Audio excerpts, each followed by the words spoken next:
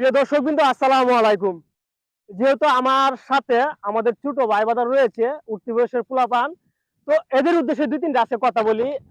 মানে আমার ভিডিও আপনারা যদি দেখেন তাহলে অনেক কিছু শিখতে পারবেন এবং অনেক কিছু জানতে পারবেন।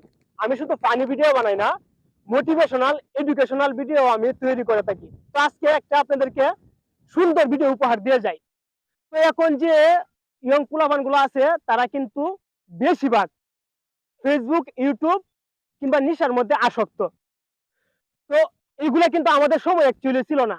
এখন যে জেনারেশনটা ওদেরকে একটা বেশি এফেক্ট করেছে। তো আজকে ওদের সামনে এগুলো কথা কি জন্য বলতেছি, কারণ আপনি যেভাবে শিক্ষা দিবেন তারা কিন্তু এগুলা শিক্ষা গ্রহণ করবে। হ্যাঁ, তো আমরা নিজেরা যদি আমাদের ছোট ভাই বাদারকে কিংবা বাচ্চাদেরকে সুন্দর শিক্ষা দিই, তারা এগুলো শিখবে। যদি আপনি ইন্টারমিডিয়েট কিংবা এসএসসি পাস করার আগেই আপনার ছেলেকে কিংবা আপনার ভাতিজাকে কিংবা আপনার ছোট ভাইকে মোবাইল হাতে ধরিয়ে দেন, তাহলে ওরা পড়াশোনা শিখবে না।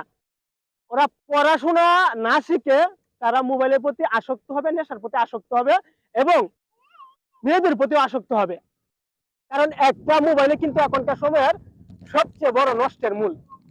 বেশি কিছু দিতে হবে না, একটা মোবাইল ধরিয়ে দিবেন তাহলে দেখবেন দ্যাটস এনাফ। তো আপনি যদি আপনার পরিবারের একজন কর্ণধার হন, তাহলে অবশ্যই আপনার নৈতিক দায়িত্ব রয়েছে আপনার পরিবারকে কন্ট্রোল করা।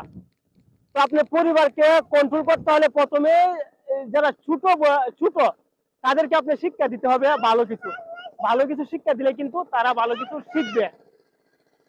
তো হ্যাঁ, এই যে আবার আমার বন্ধুটা আসলে এটা নিয়ে, মানে সেও চাইতেছে যে আমার সাথে ভিডিও করবো, কিন্তু ব্যস্ততার জন্য ভিডিও করতে পারতেছে না, শুধু ট্রলার নিয়ে দৌড়াদৌড়ি করতেছে। তো যে কথাগুলো বলছিলাম, আর কিছু বলার নেই। ছোট বাচ্চাদেরকে মোবাইল হাতে ধরিয়ে দিবেন না, তাদেরকে ভালো কিছু শিক্ষা দিবেন, তাহলে তারা ভালো কিছু শিখবে। এটুকুই, আর কিছু বলার নেই। একদিন আরেকটা নতুন ভিডিওতে আসবো না। সকলে ভালো থাকবেন, সুস্থ থাকবেন। আল্লাহ হাফেজ।